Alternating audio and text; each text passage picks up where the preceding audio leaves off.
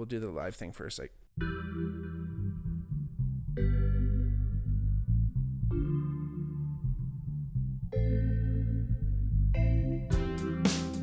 hey everybody, welcome back to the podcast. It's me, your host, Bigmark. As always, if you guys like what you're hearing, even if it's your first time here, hit that subscribe button down below. Make sure to check out our Patreon as well, patreon.com/thebigmarkpod. We got all kinds of stuff there for you guys. We got another episode this week, though. We're going to get into the world of microdosing. Super excited about this. Something I've been really interested about, and obviously we talk about psychedelics a lot here, and we want to kind of go into every aspect of it. Microdosing is definitely a huge aspect of psychedelics these days, right? So essentially what we've kind of talked about mostly is macrodosing of psychedelics. So essentially each psychedelic is going to have a different dose range where, at a certain dosage, it has a certain effect, right? So for instance, psilocybin mushrooms, roughly 1 to 2 grams, you're starting to feel the effects. 3.5 grams, you're definitely lift off. 5 grams is what Terence McKenna calls the heroic dose. And that's definitely, where you're going to possibly see God and converse with him or her, or however you want to label that upper higher being. We were just talking, funny enough, I got Christian Aubin, I got Jack Williams behind the mic as we always do. And we were just kind of talking about, it's funny how there's like a general feeling, and that could have just been put in us culturally and come from religion, other organized religions, but we kind of have this feeling inside of us of like things that are higher, taller, up high tend to be better, and things that are low or like are bad or like close to the ground, lowbrow, highbrow, all that stuff, right? So super interesting. Higher power, all that kind of idea. Hell being below us, and heaven above us, as above, so below. Anyway, that was a little Freudian slip there for everyone listening. So anyway, getting into microdosing, classic definition is you're taking an amount of a drug that is less than the perceivable dose. So a dose that you're actually going to have the feelings of that drug. So this goes for any drug. It's not necessarily just psychedelics. We're talking about psychedelics today, but it's not just that. Essentially, it's about 5 to 10% of a standard dose. So much lower. Again, depending on the drug. For instance, if you're doing psilocybin mushrooms, you're looking at, like I said, from 1 to 2 grams is kind of perceivable. So you're looking at anywhere from 0.1 to 0.3 to 0.5 potentially as a microdose. But again, you don't really want to feel it. If you're feeling the classical effects of the drug, it's kind of like, right. It then becomes a macrodose. So the classic psychedelic microdoses usually focuses on serotonergic psychedelics. So you're talking LSD, you're talking psilocybin. Those are the psychedelics that work on the serotonin system in the body. And essentially, serotonin is a chemical messenger that helps nerve cells communicate with each other, with other cells in the body. So it's kind of popularly portrayed as the happiness molecule, but in reality, it's kind of it's much more complex of a neurotransmitter. It's associated with mood, not just mood, but also cognition, sleeping, eating, thermoregulation, so how hot and cold your body is, memory, and even physiological processes like vomiting, which is really interesting because, a lot of ayahuasca there's a lot of vomiting happening when you take ayahuasca, which is another serotonergic psychedelic. So super interesting how that works. And again, classic, just the neurology of it, that there's different structures in the brain that have these serotonin receptors, the 2A serotonergic receptor to be specific. But those are the ones they're actually located throughout the central nervous system. So actually throughout the body. And like I've mentioned before, a lot of your serotonin is actually created in the gut. So you have these serotonin receptors all over the body, which Again, when we're talking more macro doses, larger doses, this is where you're probably going to see some of these more body effects that come from some of these drugs, not just purely cerebral, which is very interesting. Microdosing, in theory, is supposed to work in the same fashion, but obviously to a milder degree. So if you're taking a large dose, and all these serotonin molecules or receptors are starting to bind with all these different with this new psychedelic that you've introduced to the body, higher doses obviously are going to have more effect. So the whole idea with microdosing, and again, this does come from pharmaceutical, where they do lower doses of certain drugs. It's supposed to work in these same mechanisms. Some research has actually suggested that microdosing may work by fighting inflammation in the body, which is super interesting. So, again, a lot of things that could be another possible mechanism of serotonin is actually there to help reduce inflammation, which is super interesting. One thing about microdosing, like everything, like we talked about this before, it's one thing you got to be really careful. You got to make sure you're doing this safe and doing this properly. Now, the one thing you can do is do a lot of research on it. And unfortunately, right now, there's not a lot of super concrete research right now, unfortunately, because a lot of this stuff is just being passed as being able to be studied now. So a lot of it's been on, obviously, a scheduled illegal drug. So it's now, as of 2021, there's some studies that have been underway for a little bit, but again, they haven't been underway long enough that it's given us a really, really good idea. So they're studies, but they're just short term right now, which is really interesting. Again, it's good that they're starting, but it's tough. So some of the universities that are actually involved in some of these ethical studies are Stanford, Harvard. Harvard's going to just release that new study about the stoned ape theory, which we talked about with Sarah on one of our last podcasts. Super interesting. Johns Hopkins University has been doing a lot of psychedelic research. UC San Diego, Penn, U of T, shout out University of Toronto, shout out McMaster. They're doing a lot of research there.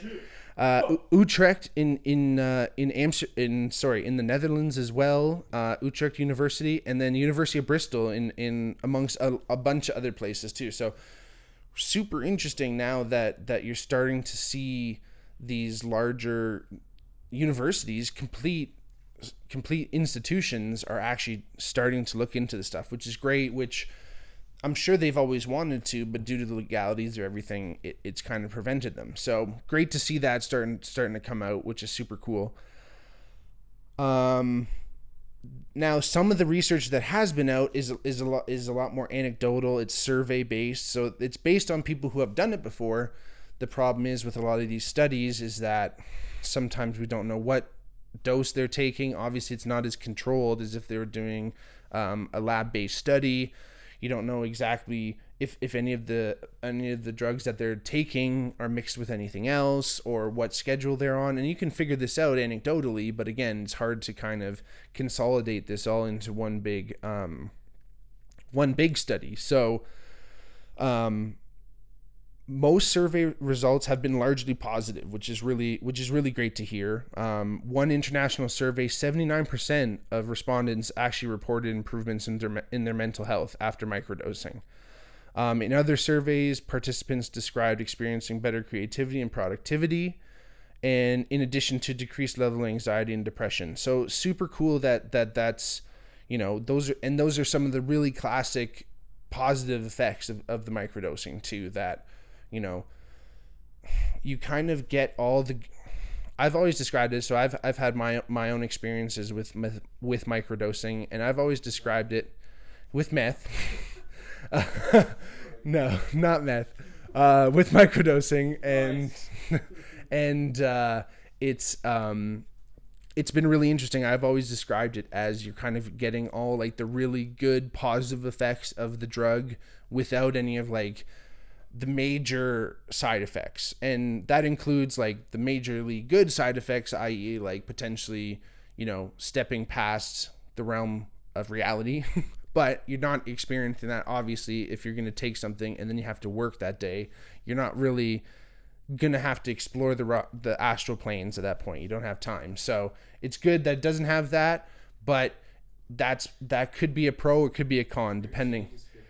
It could be, yeah, exactly. You could get, it could be good, it could be bad, but depending on which column you want to put that in. So again, you're avoiding all that, and then you're avoiding all like the weird body stuff and like, you know, time dilation and really interesting stuff. Although some of the research has suggested that some of the LSD microdosing has also still changed people's idea of time. So if I haven't mentioned this before, if it's your first time listening, time dilation associated with psychedelics is the feeling that time is moving slow, essentially. So it's the fact that only a minute has passed, but it felt like an hour. So a lot of the classic psychedelics tend to feel that way, and that's sometimes where people kind of get into trouble with them because they feel like, is this going to last forever? And if you're on something like acid, LSD, that lasts about 12 to 15 hours anyway, just the normal duration of the trip, and then you also have this time dilation where you think this time is expanded, you're going to have this feeling of like, this is eternal, this is how everything's going to be. But it's nice to have someone there to reassure you, or just, you know, reassure yourself, even the fact that it's not going to last forever. But normally speaking, you don't usually experience this with microdosing, which is good. Now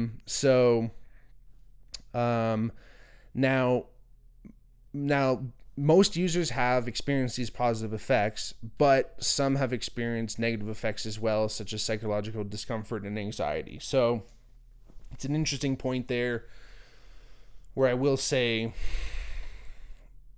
if you look at microdosing like a performance enhancing drug, like a steroid, whatever, of the mind, if you are a good person, it's probably going to make you great.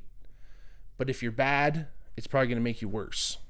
So it's something where if you're, and that again, it's something that can go for taking large doses of psychedelics as well. Set and setting is really important. So if you already have a bad mindset, sometimes the microdose can make it a little bit more discomfort. Again, it's a microdose, so because it's a very, very low dose, it doesn't have a lot of energy in it to make you feel much, much worse, but it might not make you feel better the way you want it to. So again, you know, Barry Bonds, yes, he took steroids, but he didn't just take steroids and go and hit 75 home runs. He was in the gym and he was working and he was swinging, and it took a lot of effort to actually do that. So yes, the microdosing schedules and regimens can help you and can improve things, but it's not without your own input as well. So you got to continue your mindfulness exercise. You got to continue meditating. You got to continue the breath work. Shout out Wim Hof.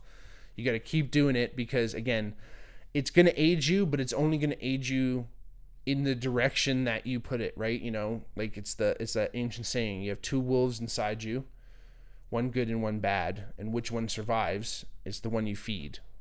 So the more good you put into it, the better it's going to come out.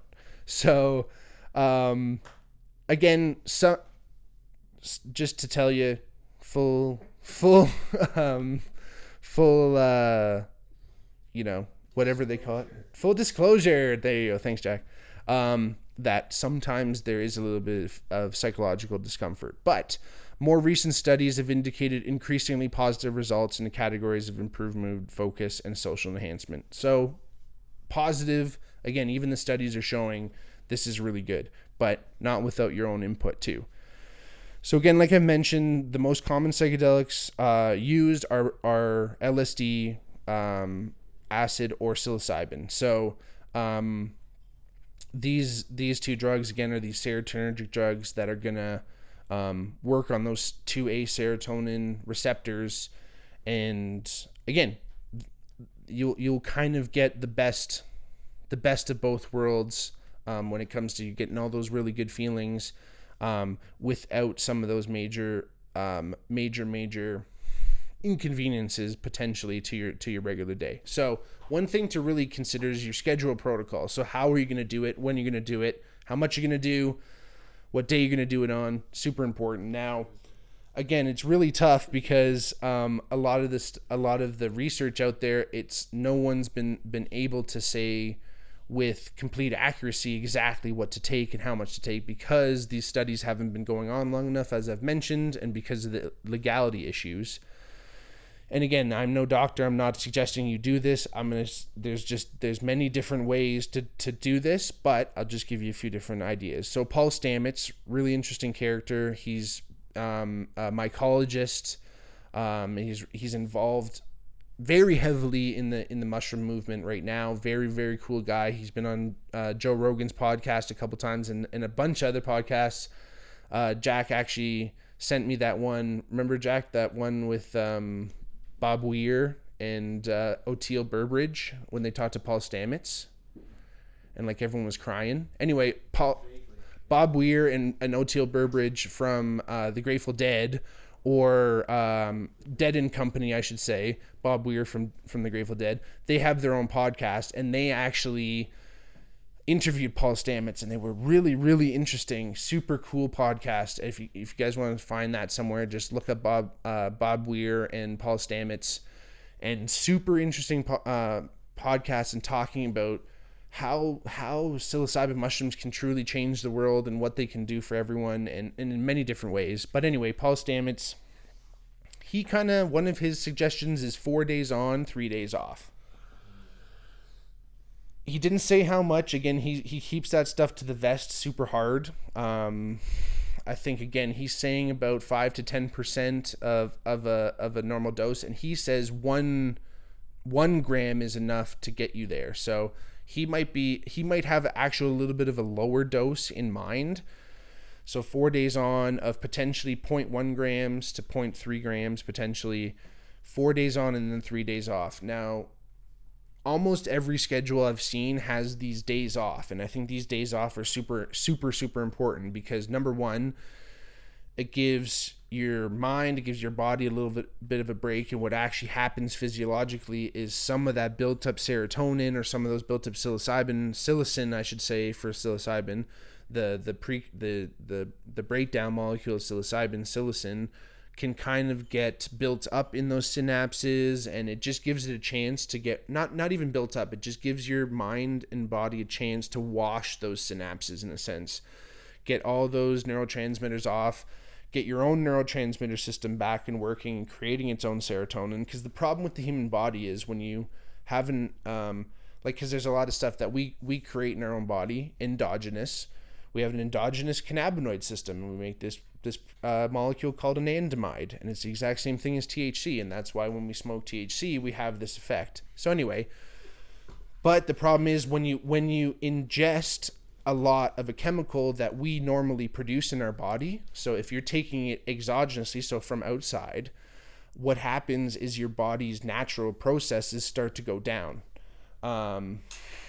They start to, unfortunately, not create and this goes for, and don't get me wrong, this goes for everything as well, but when you are, again, when you're constantly taking in a certain drug or neurotransmitter, in that case, your body will it's like taking steroids. Your body starts to stop making testosterone, so you get a little bit of testicular atrophy. However, it's the same thing with steroids. Again, good analogy, because when you stop taking steroids, your balls grow back, everything goes back to normal, because your body's like, oh, now I actually have to make my own testosterone. So always give yourself, whatever schedule you do choose to do, always give yourself a chance to have those neurotransmitters wash off, give your mind a little break. What my experience is every 3 days with 0.3 grams of psilocybin. So that's, for instance, if you dosed on Monday, you got Tuesday, Wednesday, your next dose day is Thursday. So you're giving yourself literally 3 full days, including your dose day. And then so 2 full days off and then another one. I found essentially, and I've tried different protocols, I found if you're doing more than 3 days in a row, that 4th or 5th day, you're not seeing, if you're dosing, microdosing 5 days in a row, I find on that 4th or 5th day, you're not even really feeling any small effects at that point. So that's why I really curve mine back to doing once every 3 days, because I honestly find the day after the dose day is the best day. There's something about it. I'm not exactly sure what it is. I think it's giving your body a little bit of a chance. Your mind's not really dealing with like the acute effects of the microdose. Now they're just dealing with, because what is essentially happening is that in a milder effect, just as it would with a macro dose, the connections in your brain are starting to spread out a little bit more than they normally would. And again, neurons that fire together wire together. So when you're taking these substances that are making new neural pathways, essentially, they're creating these by actually sending out these neurotransmitters throughout the body as they do. But even in the brain, these connections that are in between parts of the brain that maybe wouldn't normally communicate with themselves at all points, it's starting to strengthen those connections, starting to strengthen those communication pathways, and that's really, really cool. But again, you got to give yourself a little bit of a break. So every 3 days, 0.3 I found. Now, again, you want to adjust whatever feels right. If you at any point are taking the microdose and you're feeling the effect, like you're feeling like you are high on mushrooms, you've done a dose, like we said before. So remember, play with it. Now, another thing that I will suggest, even above doing the psilocybin microdosing, something to take as far as just supplementation is concerned is something called lion's mane mushrooms. So they're very interesting. There's been a lot of really, really cool studies being done. There was a 2-month oral supplementation study done with lion's mane that reversed the age decline, recognition, memory in animal models. So it was in mice, but it completely reversed these memory issues that would have normally happened in rats. Essentially, lion's mane, what they found, lion's mane enhances this thing called nerve growth factor, NGF. It when ingested into humans, it actually helps our neurons grow. So NGF is the hormone that's released by the body to create new neurons. So obviously when you're a kid, your body and your brain is just flooded with this NGF. That's why it's really easy as a kid to learn certain things, languages, riding a bike, all that stuff. And then as you get older, this NGF starts to decline. The pathways that exist in your brain tend to become the pathways that exist in your brain for life, because again, neurons that fire together wire together. So it can get to the dark side of things, because it's again that idea of you're just in the same groove over and over again, because you're not making new neural pathways. And the way you make neural pathways is number one, by learning something new, doing some new behavior. That's when your brain starts to actually create that NGF to create new neurons. But also by taking these lion's mane mushrooms. So super interesting. They've done a lot of studies with Parkinson's and Alzheimer's diseases. Again, this is in animal studies, but it's been shown, again, with this neural growth factor, it's shown to reverse some of the effects of some of these diseases. Again, these neurodegenerative diseases, delaying it, even helping reverse the cell death, which is very, very interesting. Lion's mane can also improve functional recovery and enhance nerve regeneration. So that's really helpful, like in injuries and amputations or certain things like that, where there's so much nerve damage going on. Like even me, I've had several shoulder surgeries. I still can't really feel like on the inner part of this bicep here, and that's just because they cut some nerves, and nerves regenerate at something like a millimeter a month or something ridiculous. And that's if you're like really, really, really working on it. But that's like it. But if you're supplementing with this lion's mane, it could potentially help with some of that neurogenesis, which is really, really, really interesting. So again, back to Paul Stamets, he kind of has this formula where he thinks if you essentially stack lion's mane microdose psilocybin, and niacin, which niacin is basically a form of B3, vitamin B3. Niacin, for some of you, whether you're an athlete or just someone trying to avoid a drug test, you might know niacin because it's actually something that you take to try and flush your system. So it increases like capillary action. It'll bring like there's a thing called a niacin flush where your face will get really red.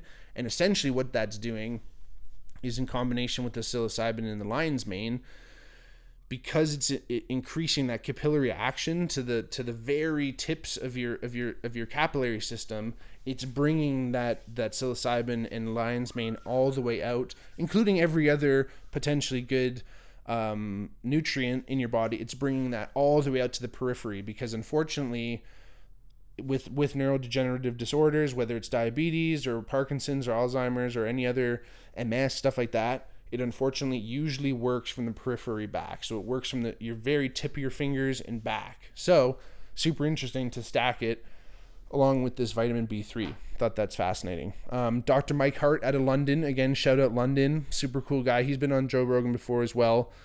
But he said lion's mane is to psilocybin what CBD is to THC. So I thought that was really fascinating, in the fact that there's that synergistic relationship that exists there, which, I think is super, super interesting. I think that should be explored a lot more. I think when people are starting to get into the mushroom supplementation industry, I think creating, an all-in-one supplement like that would be really interesting, whether it's a powder or a pill. But again, something where that's all in, because I know my grandmother suffered from Alzheimer's, and it was really horrible to see. This was, again, back in the early to mid 2000s. So there wasn't any of this research out at that point. So really promising to see some of this stuff come out. It's actually funny, in some of the research I was doing for today's episode, I heard this really interesting thing where one of these scientists said the microdose could be actually more beneficial than the macrodose in a sense, because with a macrodose, it's great, but it's all at once. It's kind of like drinking from a fire hose. Yes. Right? It's all coming at you.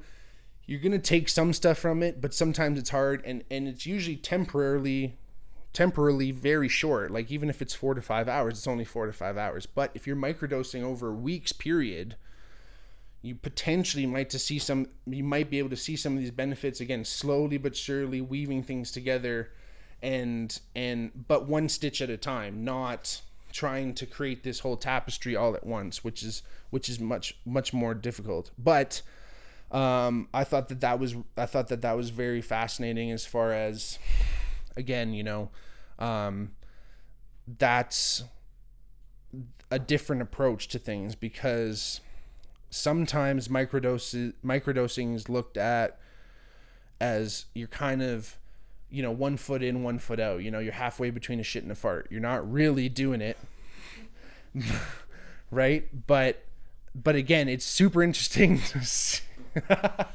It's super interesting. Sorry, everybody, but it's super interesting to see that's just a new approach that could really change this paradigm, and it's something that's a lot more accessible to people, because some people are so concerned about shattering their reality, if only for a moment. They're shattering it, and that is enough to make them never want to have anything to do with psychedelics. So it's almost like, like, you want to introduce them to this stuff, and maybe microdosing is another way that you can possibly start to get into it too, because you can start to learn that it's not as heavy duty. It's not gonna completely flip your world in a day, but over a week's period, you might start to see some really, really positive changes.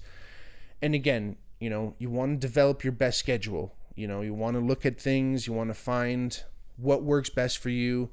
Write a little journal. Write it down. How do you feel when you first start taking it? How do you feel the next day? That, again, like I said, that next day I find is one of the best days. And do what feels right, and do it super safe and smart. Like we always say in the Bigmark podcast, we're all about responsible psychedelic use, including microdosing.